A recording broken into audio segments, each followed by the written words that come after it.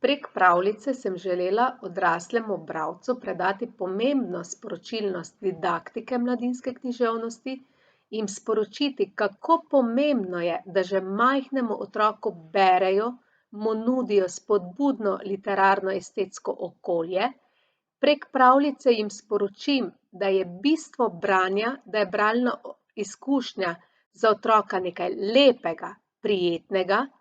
Majhen otrok si namreč želi topline, varnosti, ki mu jo nudi na primer mama, ko ga vzame v naročje in mu bere.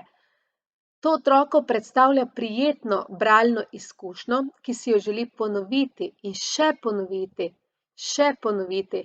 In tako vzbudimo v njem željo, da kasneje, ko zna brati, sam bere, in to zato, ker mu je srečanje s knjigo nekaj lepega, prijetnega, se identificira s književno osebo, ustvarja domišljijsko čutne predstave, tako tudi vzgojimo bralce za pošolsko branje.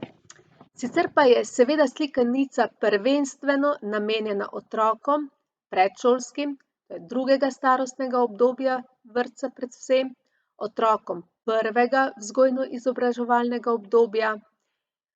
Otroci te starosti imajo zelo radi pravljice, v katerih nastopajo živali kot književni liki z glavnim književnim likom, iščejo podobnosti, se poistovetijo z njimi, želijo si biti junaki, kot je junak v pravljici. In seveda, ker je slikanica o Miški Frančiški dvojezična in v naših šolah izvajamo zgodnje poučevanje angleščine kot tujega jezika, je primerna tudi za učence drugega vzgojno-izobraževalnega obdobja. Otroci te starosti, zlasti spretnejši v jeziku, že sami berejo krajša besedila v tujem jeziku in ta slikanica je vsekakor primerna zanje. Ob branju besedila v angleščini spoznavajo kakovosten jezik in se učijo pravilne rabe jezika.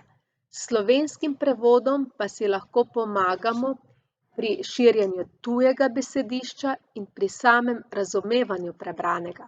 Tudi starejšim učencem kdaj preberem kakšno pravljico, slikanico in jim naložim nalogo, da se poigravajo z različnimi pesniškimi sredstvi in frazemi, ki jih prinašajo tudi tovrstna besedila, ne le pesemska.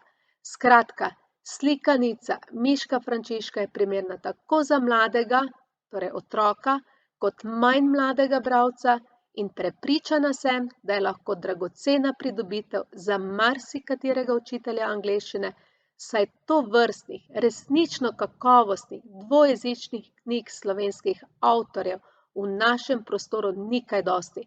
Menim, da je treba spodbujati domače slovenske avtorje.